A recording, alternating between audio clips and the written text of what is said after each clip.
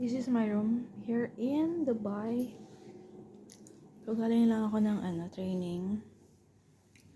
So, my company booked me here for 5 days. Diba? Ang ganda ng view. Dito ako ngayon sa Signature Hotel. So, mga 10 to 15 minutes walk lang from my training center. So, nilalakad ko lang papunta dun sa amin. So, mag-short tour tayo. Meron akong small rep. Nag-grocery ako kanina after ng training. Yan. My favorite grapes, peanut butter, curls. So, meron akong binili dito. Mga soft drinks, water, juice, egg.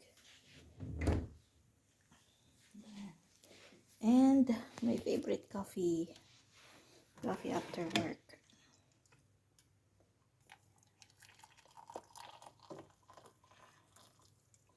Tapos kanina, bumili din ako ng egg paratha. Worth, magkano to? 6.50 dirham. Yan, times nyo na lang sa 15.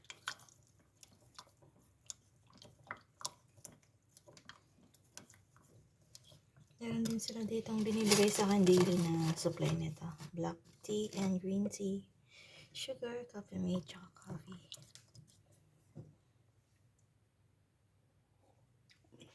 Yun. Tama lang yung tapang. And then, ito naman yung CR. Medyo malinis pa. Diba?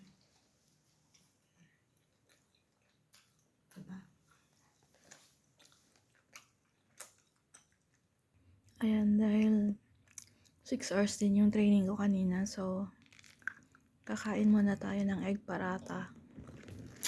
Binili ko kanina sa Carrefour. Malapit sa training center namin. And then, manonood lang ako ng YouTube.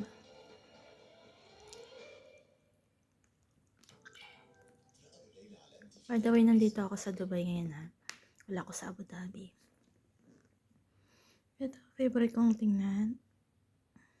Pag morning yan, pinapanood ko tong Hillsong music. Nakikinig ako. And then, kasi madalas akong gutom dito kaya pinapanood ko to si Mabuhay.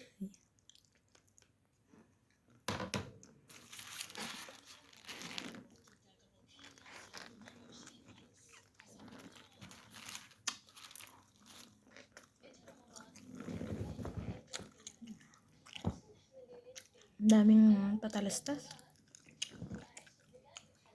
Nung first day ko dito, ayan, na-inspire ako sa nakalagay dyan, never give up.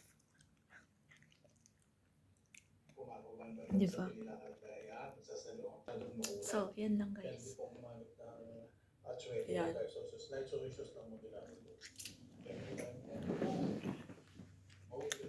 Diba? Ayan, kumakain ako dito. This is my food. Tapos, ito yung kape ko. Diba? Tapos, andito lang yung couch ko. Diba? Ang ganda ng view. Asan ka pa? Habang nagkakape ako. Ayan. Tapos mamaya naman, after ko kumain, siyempre, nag-iba kasi ako ng field ngayon guys. So, I'll be a derma nurse. So, mamaya pag-aaralan ko tong mga notes. Dahil bukas, may training na naman. Yan. Gala-gala tayo mamaya dyan. Yan.